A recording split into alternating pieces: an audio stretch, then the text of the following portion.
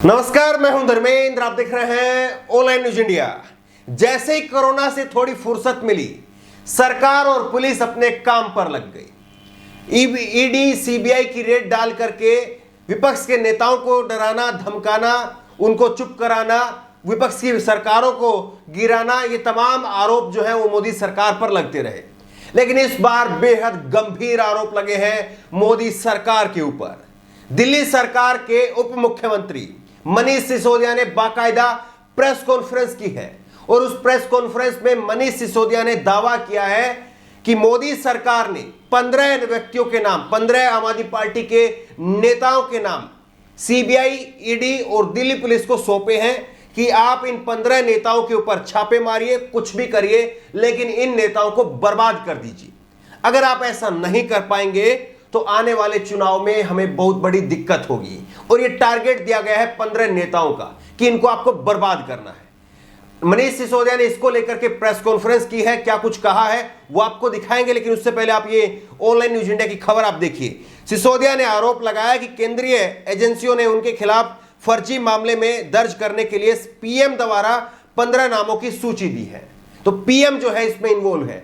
प्रधानमंत्री एक सरकार, राज्य सरकार के खिलाफ, और वो राज्य की जो सरकार है वो भी पूर्ण राज्य की सरकार नहीं है, एक केंद्र शासित राज्य की सरकार जो है उसके खिलाफ प्रधानमंत्री साजिश रच रहे हैं। ये आरोप जो है मनीष सिसोदिया ने लगाया है। अब इसमें मनीष सिसोदिया ने क्या कुछ कहा है वो आप देखिए। दिल्ली के उप मुख्यमंत्री मनीष सिसोदिया ने शनिवार को आरोप लगाया कि प्रधानमंत्री नरेंद्र मोदी ने दिल्ली पुलिस, सीबीआई और ईडी के साथ 15 लोगों के नाम साझा किए हैं। उनमें सूची में 15 लोगों के नाम शामिल करके उनको छापेमारी करने और फर्जी एफआईआर दर्ज करने के लिए कहा है। एक ऑनलाइन ब्रीफिंग के दौरान मनीष सिसोदिया ने दावा किया है कि सूची में कई नाम आम आदमी पार्टी के हैं। तो देखिए किस तरह से आम आदमी पार्टी के नेता उप मुख्यमंत्री मनीष सिसोदिया ने यह दावा किया है कि हमें बर्बाद करने के लिए, आम आदमी पार्टी को बर्बाद करने के लिए 15 नेताओं को चयन किया गया है। देखिए आप। हमें बहुत ही रिलायबल सोर्सेज से पता चला है कि प्रधानमंत्री नरेंद्र मोदी जी ने 15 लोगों की लिस्ट सीबीआई को, ईडी को और दिल्ली पुलिस के कमिश्नर राकेश अस्थाना जी को सौंपी है कि इन 15 लोगों को रेड करके इनके ऊपर रेड डालो, इनके ऊपर झूठे मुकदमे लगाओ, इन्हें फर्जी मुकदमों में फंसाओ और इनको बर्बाद करना है। मोदी जी ने अपने ब्रह्मास्त्र, जो उनके सबसे विश्वसनीय और उनके सारे कार्यक्रमों में, सारे पूरी पॉलिटिकल ग्रोथ में महत्वपूर्ण सपोर्ट देने वाले दिल्ली पुलिस के कमिश्नर साहब हैं राकेश अस्थाना जी, वो उनका ब्रह्मास्त्र है। अपना ब्रह्मास्त्र अब उन्होंने चला दिया है कि इन 15 पॉलिटिकल लोगों को बर्बाद कर दो आने वाले चुनाव से पहले, नहीं तो बहुत मुश्किल हो जाएगी। सबसे बड़ी बात यह है कि मनीष सिसोदिया ने यहां पर दिल्ली पुलिस के सीपी राकेश अस्थाना के ऊपर बड़े गंभीर सवाल उठाए हैं और राकेश अस्थाना के लिए उन्होंने कहा है कि मोदी जी ने अपना ब्रह्मास्त्र चल दिया है और राकेश अस्थाना को इसीलिए जिम्मेदारी सौंपी गई है और राकेश अस्थाना ने नरेंद्र मोदी को कमिटमेंट कर दिया है कि वो इस काम को पूरा करके रहेंगे।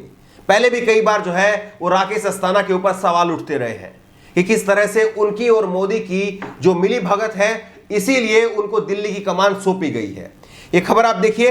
हमें विश्वसनीय स्रोतों से पता चला है कि प्रधानमंत्री नरेंद्र मोदी ने सीबीआई, ईडी और दिल्ली पुलिस को 15 लोगों की एक सूची सौंपी है, जिसमें उनमें छापेमारी करने और सूची में शामिल लोगों के खिलाफ फर्जी एफआईआर दर्ज करने के लिए कहा गया है और कहा गया कि आने वाले चुनाव के लिए उन्हें बर्बाद कर दो। तो ये सब कुछ जो है वो आरोप मनीष सिसोदिया ने लगाया है। लेकिन मनीष सिसोदिया ने इसका आधार बताया है कि जिस तरह से आम आदमी पार्टी ने गुजरात में जाकर के 27 सीटें जीती है नगर निगम के चुनाव में, तो इस तरह से आने वाले विधानसभा चुनाव में गुजरात में भी आम आदमी पार्टी जो है वहां पर बीजेपी को टक्कर दे सकती है। और गुजरात के बाद में उत्तर प्रदेश में आम आदमी पार्टी योगी आदित्यनाथ के नाक में दम किए हुए है। उत्तराखंड में आम आदमी पार्टी पूरा दमखम लगा रही है। तो इन चुनावों में लगातार आम आदमी पार्टी का आधार बढ़ता जा रहा है और इसीलिए नरेंद्र मोदी की सरकार घबरा करके ये हरकतें कर रही है। आप सुनिए मनीष सिसोदिया क्या कह रहे हैं। हम प्रधानमंत्री जी से पूछना चाहेंगे कि आपने पहले भी बहुत रेड कराई है हमारे ऊपर। खुद मेरे घर पे 2 बार सीबीआई की रेड हो चुकी है। 6-6 घंटे मेरे घर सीबीआई की रेड हुई है।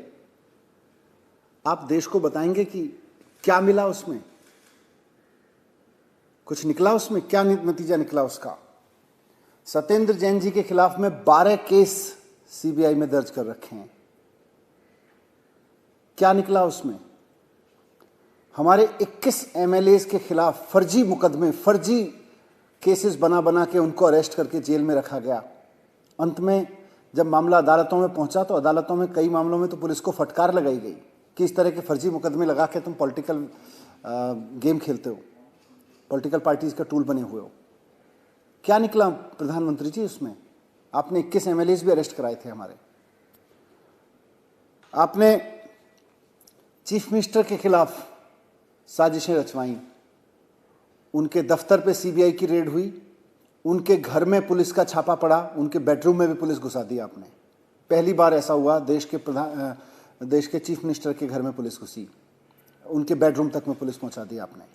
आज आम आदमी पार्टी का ग्राफ दिल्ली के बाद पंजाब में बढ़ रहा है, गोवा में बढ़ रहा है, उत्तराखंड में बढ़ रहा है, उत्तर प्रदेश में बढ़ रहा है। चारों तरफ में आम आदमी पार्टी का ग्राफ बढ़ते देख के, और गुजरात जो भारतीय जनता पार्टी का गढ़ था, 27 सीटें वहां पे गुजरात के गढ़ में मिली हैं आम आदमी पार्टी को। आज भारतीय जनता पार्टी हिल गई है। मैं प्रधानमंत्री जी से कहना चाहता हूं कि आप जनता का दिल जीत के और जनता का काम करके राजनीति करवाइए ना भारतीय जनता पार्टी से। भारतीय जनता पार्टी, आपकी सरकारें लोगों का काम करके लोगों का दिल जीते ना, जैसे आम आदमी पार्टी ने किया है। ये सीबीआई के सहारे, राकेश अस्थाना जी के सहारे, ये पुलिस के सहारे, दिल्ली पुलिस, ये इनकम टैक्स के सहारे कब तक सरकारें जीतते रहेंगे आप? सवाल यही है कि लगातार आम आदमी पार्टी की तरफ से बार बार ये आरोप लगते रहे हैं कि नरेंद्र मोदी की सरकार, जिस तरह से केजरीवाल ने यहां पर अपनी सत्ता बनाई है दिल्ली के अंदर, और खास करके दिल्ली में बीजेपी को जिस तरह से निस्ते नाबूद कर दिया है, उसको हजम नहीं कर पा रही है। नरेंद्र मोदी इस बात को हजम नहीं कर पा रहे हैं कि उनकी नाक के नीचे कैसे कितनी शक्तिशाली सरकार चल रही है, कैसे नरेंद्र मोदी की सरकार पूरा दमखम लगाने के बाद में 2.5 का आंकड़ा 10 सीटों से ऊपर जो है वो बीजेपी को नहीं पहुंचा पा रहे हैं। ये सारी चीजें जो है वो नरेंद्र मोदी की सरकार बर्दाश्त नहीं कर पा रही है, और इसीलिए बार बार आम आदमी पार्टी की सरकार को परेशान करने के लिए इस तरह की हरकतें की जाती रही। पहले एलजी के द्वारा दिल्ली को चलाने की बात जो है वो आम आदमी पार्टी की तरफ से कही गई, और अब जो है ये सीधे आरोप लगाना 15 व्यक्तियों के लिए पूरे नाम के साथ में जो है बताना कि हाँ, इनके ऊपर सीबीआई की रेड डालने की, ईडी की रेड डालने की पर प्रधानमंत्री की तरफ से जो है वो कहा गया है। तो ऐसे में जिम्मेदारी अब बीजेपी की बन जाती है।